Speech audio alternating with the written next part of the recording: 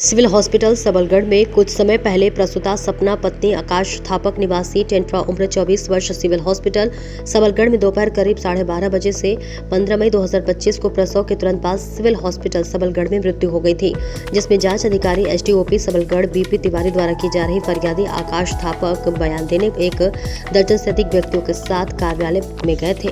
फरियादी का कहना है कि जांच अधिकारी एसडीओपी सबलगढ़ बीपी तिवारी ने मेरे साथ अभद्र व्यवहार किया, जबकि जांच अधिकारी एसडीओपी सबलगढ़ बीपी तिवारी का कहना है कि कथन के लिए 15 दिन से इंतजार कर रहा था। कई बार बुलाया गया लेकिन यह टालते रहे। हर बार यही कहते रहे कि कल आता हूं, अभी आता हूं। 15 दिन तक कथन देते आए, नहीं आए और 15 दिन के बाद कथन के लिए मेरे कार्यालय में करीब 1 दर्जन से ज्यादा व्यक्ति फरियादी के साथ कथन देते आए हुए थे।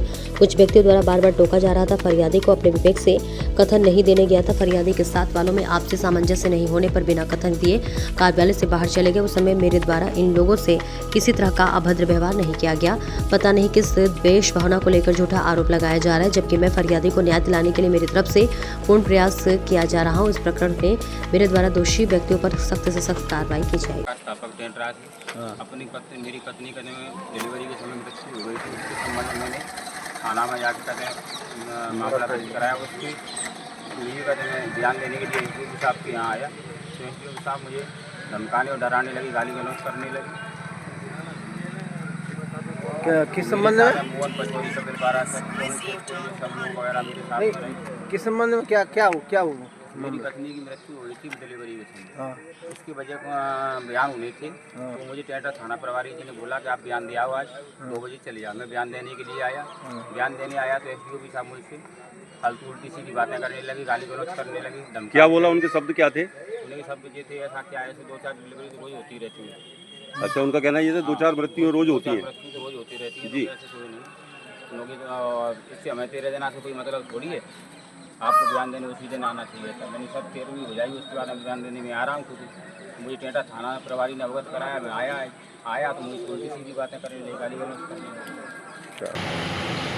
नब्बे आया था कि मृत्यु हुई है 15/5 को, तो उसमें मैं कथन के लिए इनको बुला रहा था।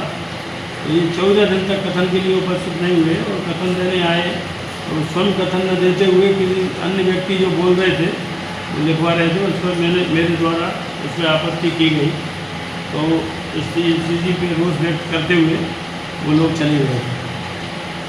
अच्छा, उसका कहना था कि रहते वो गाली गलौज वगैरह ऐसा कुछ? ये कहना बिल्कुल गलत है उनका। गाली गलौज की पता नहीं वो किस कारण से कथन देने में टालम टोली कर रहे हैं। वो 15 दिवस बीत जाने के बाद भी उसमें कथन देना नहीं चाहते हैं, जिससे जांच प्रभावित हो रही है।